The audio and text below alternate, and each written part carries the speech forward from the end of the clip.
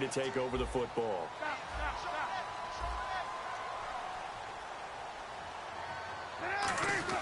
Now Cutler down around his goal line.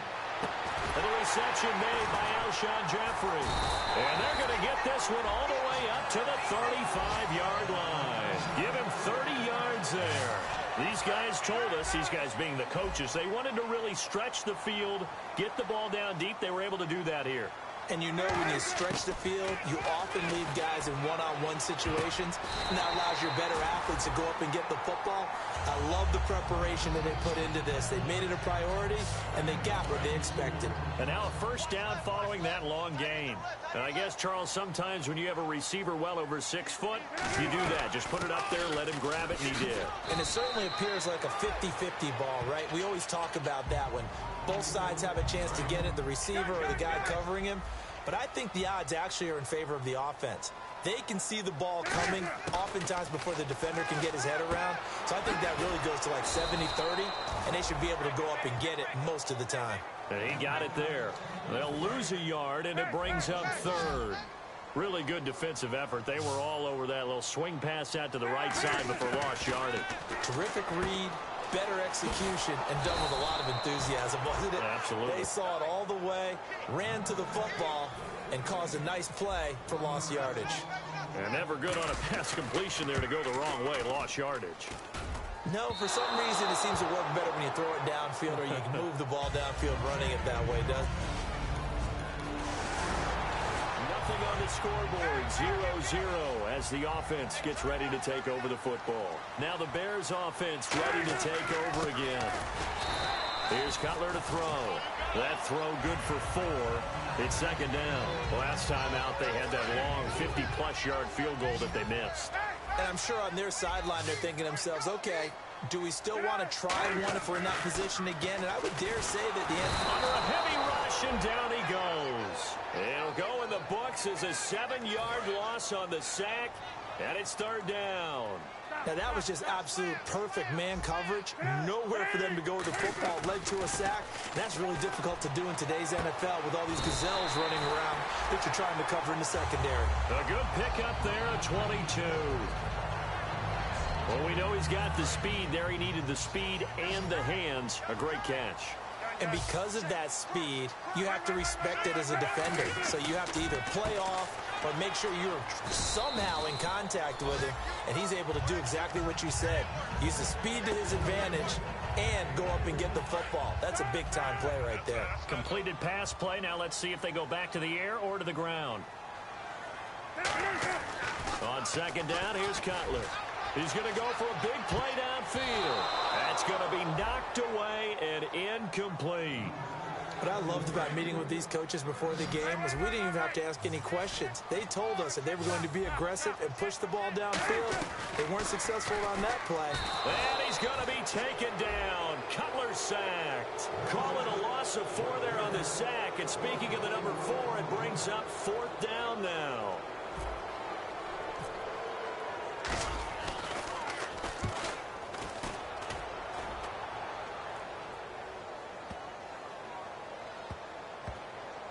And did they keep it in? They did. They kept it in. Here was...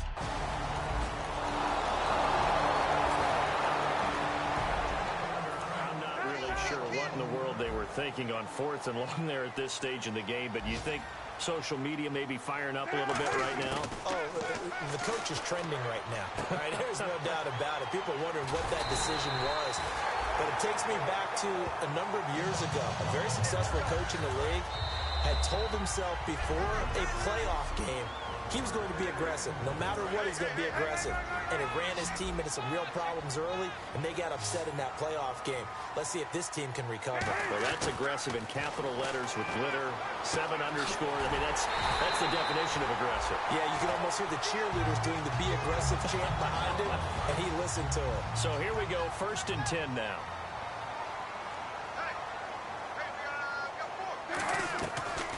Cutler leads for Howard on the draw. And he's got it up over the 40 to the 41. Call it a gain of 4 on 1st, and that'll make it 2nd down. And they're 6 yards away from picking up the 1st here on 2nd down. not a run that you're going to write home about, but still a good first down run. That's what an offense calls staying on schedule. 3 to 4 yards on first down, you're set up very well for the rest of the drive. And he'll be taken down, but not before getting this inside the 30. Absolutely zero surprise at that throw we just saw. I mean, Jay Cutler has a whip for an arm. He's had it since he won a state title at Heritage Hills High School in southern Indiana.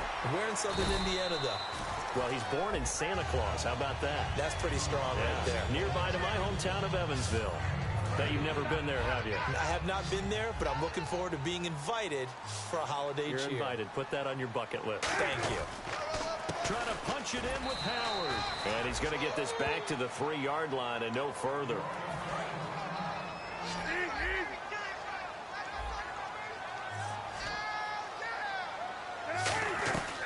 They'll look to run with Langford.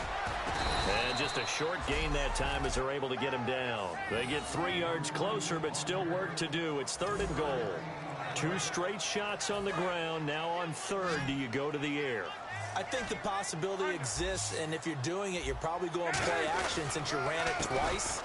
But I often think that second... And now the Lions going to stop us momentarily as they call a timeout. It's just their first, so they'll have 2 remaining here before we get to halftime. So out comes the field goal team now for the second time here today. This is a fairly straightforward 22-yard short attempt.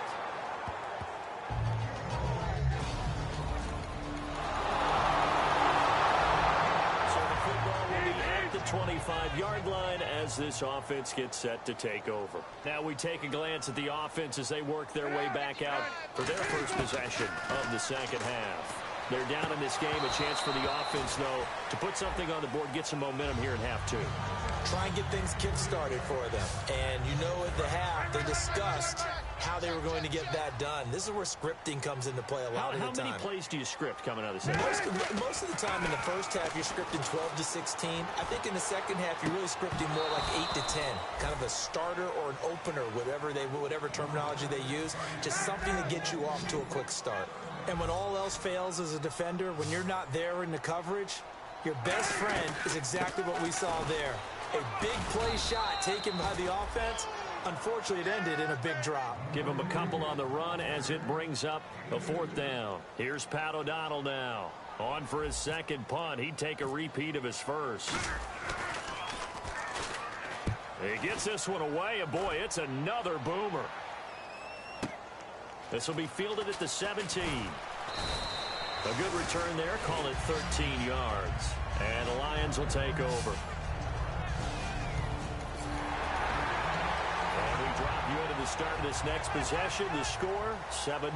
The Bears offense now heading back out onto the field. And 3 and out on the last drive. No points on the scoreboard. A little soul-searching now. I would say so, and they need to help out their defense a little bit. They've had to be on the field a lot more than normal, put them in some tough spots. But what's the old adage? When you get another chance, it gives you a better chance to do it right.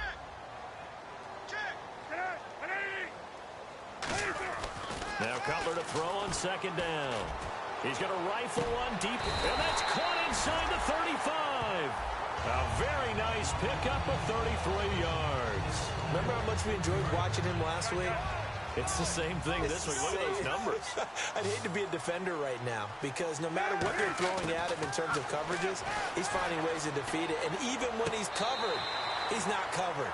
Hey, what is he doing? What's that term they use? He's uncovering and making big catches. Really fun to watch. Second down now after the pass completion. They isolate Jeffrey to the left side. Now Cutler. Let's make this one simple. What a catch, especially the finishing part of getting his feet in bounds, toe tapping, and of course, foot dragging. A little tapestry, if you will. Oh, I like it. We know it's not an easy job to go out and catch passes when people are trying to tackle you and knock the ball away. But the bottom line is, that's a pass he's got to have. And he is in. Touchdown, Chicago. Alshon Jeffrey. Will head back out there. They're in excellent field position after the fumble recovery. And now Chicago getting ready to go as they take the field. To throw, Cutler. And that last drive, a long drive, but not just that. They had a great air attack going. Do they stick with that? I would think that they would, because if they were competent enough to do it on the last drive, starting backed up in their own territory, why was still first now down? Whistles come in. We're going to get a timeout here by the offense. It's just their first. They'll be down to 2 remaining as we step aside here in the fourth quarter.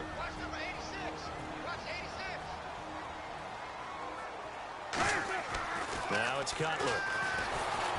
And he'll be hit as he releases it, and that'll fall incomplete. Now hold everything here. We're going to get a timeout by the offense. That's going to leave them with just 1 remaining here in this fourth quarter.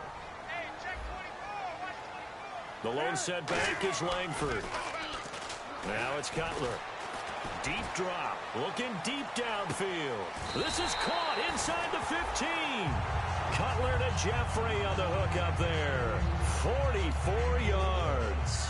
A great job pulling that one in from a guy, as we know, who can really blaze. He's got a lot of speed. And that speed can work for him so many different ways. Sometimes he just takes off and goes and just runs past people. Sometimes you get people to back off so far that you can catch everything underneath. But still, at some point in the game, you probably have to make some contested catches, right? Sometimes you have to go up and beat a defender for the football. He has that in his arsenal as well. Showed it right there. Here's Langford. And he's going to fight his way forward here for a modest gain. They get 6 here after the incompletion, and it'll leave them with a 3rd and 4.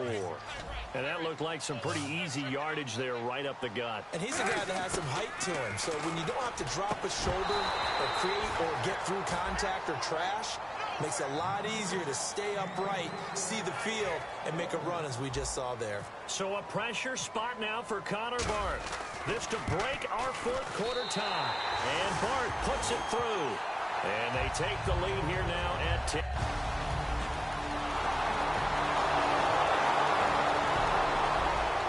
So the football will be at the 25-yard line as this offense gets set to take over. And now Chicago getting ready to go as they take the field. Now Cutler looking to throw. He's got a man, complete. Cutler to Jeffrey on the hook up there. And even 40 yards. Time starting to run out here in the fourth. This defense just trying to keep the offense off the board and preserve this potential victory.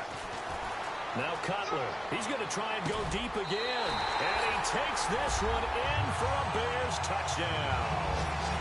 Alshon Jeffrey. So this offense will head back out there already in excellent field position thanks to the interception. Onto the field now come the Bears. They have the 3-point lead. Defense did their job. Now, late game. Although it looks good, you know the coaches, they haven't counted this as a victory yet. I agree with you totally. Big applause for the defense, but no one is taking their headset off on the sidelines. They don't believe this game is over. The offense has to close this one out by taking care of the football. And now the Lions going to stop us momentarily as they call a timeout. It's just their first. They've got 2 more to use here in the final stages. They'll run here with Langford. Trucks through him. Oh, man. And we're going to get another timeout called by the Lions. That'll leave them with just 1 remaining in this fourth quarter of play. Now whistles come in. We're going to get a timeout here by the offense. It'll be their 3rd and final timeout, so as they talk things over, we'll step aside. Cutler's going to throw it. And this is caught. And that could seal it. It's a touch.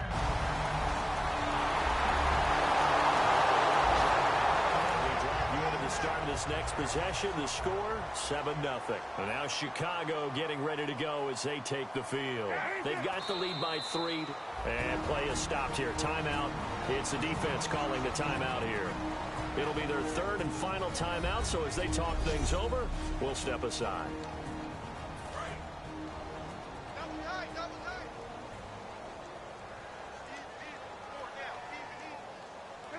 The win for the Bears just around the corner. They go down to a knee.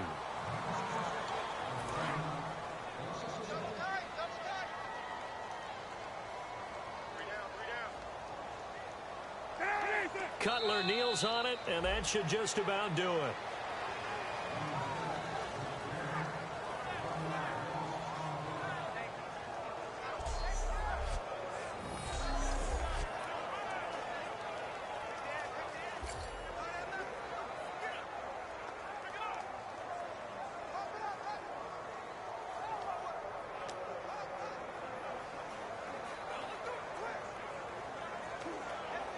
Here's Pat O'Donnell now as he's on to punt for Chicago. And, Charles, I think when the schedule comes